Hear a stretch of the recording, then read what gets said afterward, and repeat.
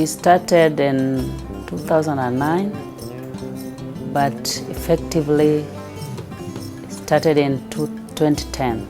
And the phase 1 ended in the year 2005. And then the second phase was prepared for about 4 years, between 2005 to 2009.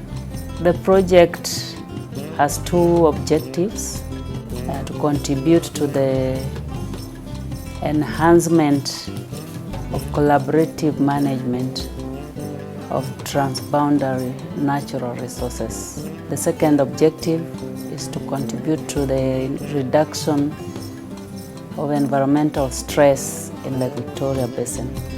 The project is regional in nature. That means it is implemented in the East African Community partner states. The project was designed to have 4 components.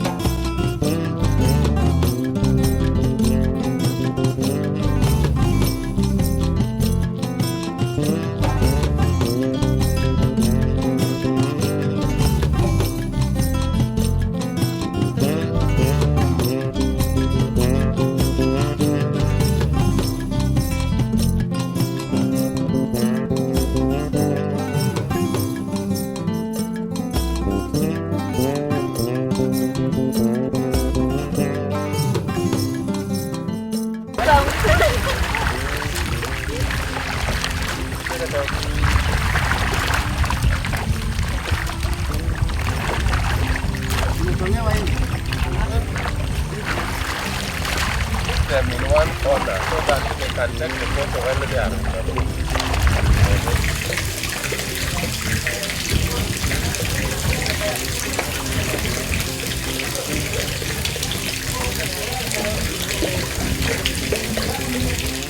Fisheries is a key component of Lake Victoria Environment Management Program because of the presence of the Lake Victoria and fisheries being a transboundary resource. The lake and its satellite water bodies is a home for more than 200 species of fish. The lake provides employment directly to over 200,000 fishermen in the region and another 600,000 fish traders or mongers. The fishery provides food security and livelihoods for more than 3 million, contributing to 2% of the GDP of Kenya, 2.8% GDP of Tanzania, and 3% GDP of Uganda. So one of the key elements of the project is for us to harmonize the fisheries policies and the regulations that govern the fishery. We have consulted widely from the national level up to the regional level and have come up with a harmonized East African fisheries and aquaculture policy. We have community-driven development projects where the communities along the shoreline come up with the proposals, their own ideas, and funded by the project. We have seen people moving away and engaging into mainstream farming like horticulture. We are also encouraging the communities to take charge, to have that ownership of protecting the fisheries resource. And several have been supported with boats and engines to patrol the fisheries critical areas where the fish breed. And with the time, we hope that the results will be out. So we want to come up with a fund, Fish Levy Trust Fund, that we shall generate funds from the resource itself, and then it is plowed back in the system.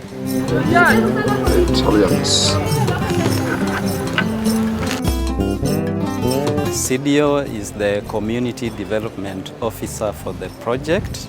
The project achieves its objectives by involving communities in identifying objectives and projects, sub-projects that are related to the project overall objectives, and then partnering with the project to offer solutions, and these solutions are integrated to achieve impact on the environment, focusing on Lake Victoria, and then impact on their own livelihoods. In dairy, we have several groups, like the Upper North Kabotho. They have done a very good dairy project. We have groups that have done poultry.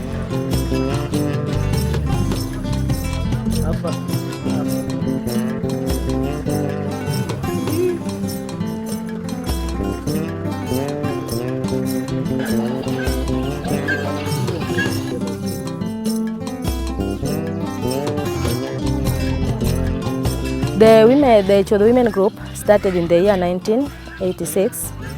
This group was formed to at least for the sustainability of the people.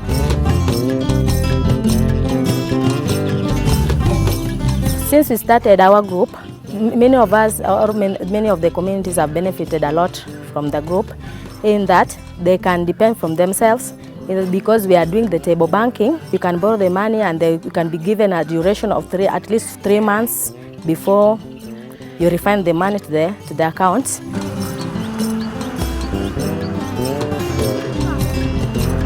The Nosayet Wetland Management was started in the year 2009. We're in charge of implementing some of our activities geared towards environmental conservation in the Nosayet Wetland. The Nosayet Wetland is an urban wetland in Kericho town, which covers around 2,300 acres, and the wetland itself is 34 acres. With Lvemp also, we have been able to do a lot of activities within the wetland. We have been able to sensitize some of our communities around the wetland on the importance of environmental conservation and the importance of this wetland to the community. Also, we have been able to plant 4,000 assorted indigenous trees around all this wetland with the support from Lvemp.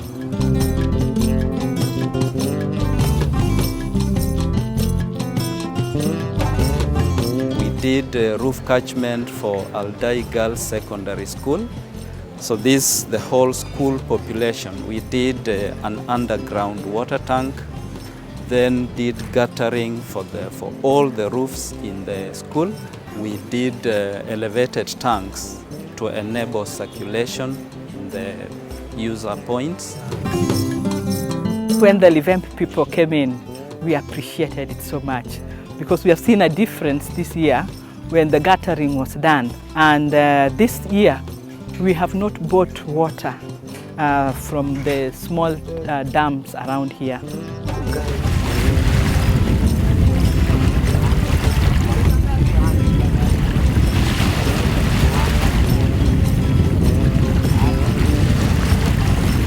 Water sector, that is the component which deals with water and sanitation within the project.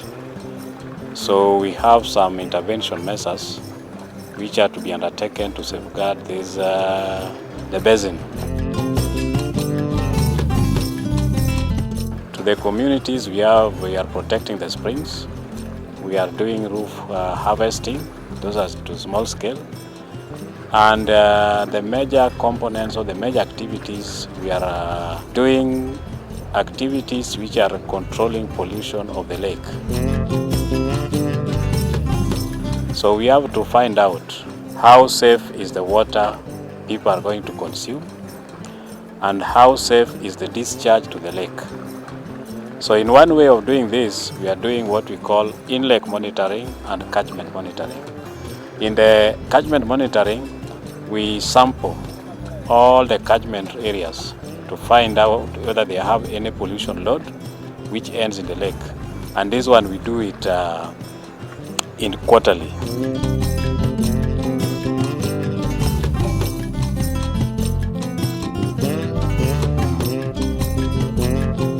We are handling the upper catchment issues, destruction of the environment, destruction of water catchment areas, management of degraded forest areas and hills and river banks like Kajulu Hills, which was a bare hill, and we have forested it and it is now back.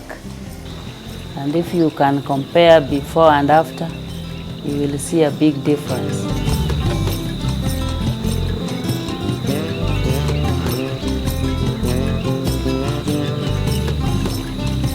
Then we also have another activity that is in-lake monitoring. We have stations within the lake where we do quality and quantity monitoring. We have to check the quality of water at those particular stations within the lake, just as to verify the quality of water. The measures we have taken in Lvemp 2, we have rehabilitated and constructed some sewer system. In Kisumu, we have done the expansion of Kisat sewerage treatment plant.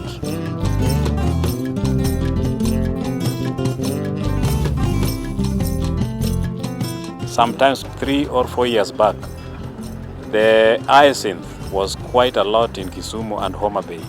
And even there were cases where some fishermen were being trapped, people traveling were being trapped. But as we talk now, the manifestation of the intervention done by Lvemp can now be seen. We have done what we call bio-toilets. And these bio-toilet facilities, they are safeguarding the environment in twofold. One, the gas which is generated from the bio-toilet is piped to the users to use it as fuel. The bio-toilet is quite beneficiary to us because this occupies very small space. The toilets are clean, unlike the pit latrines, whereby we have that odor coming out. But with the bio-toilet, we don't have that. Therefore, I believe girls will even be more comfortable using those ones. Within the water sector, we have constructed a big laboratory. It is based in Kisumu. This laboratory is able to analyze heavy metals, pesticides. We are also going to analyze the fish extract. And it is going to be used by the institutions around these universities, researchers, and it is open for all. Nyakonya Self-Help Group is just a community-based organization which is found in the Soba district. It was started by a group of people just in the past in around 2003, and the Lvemp gave us approved us a amount of around 3 million for the processing of water plant.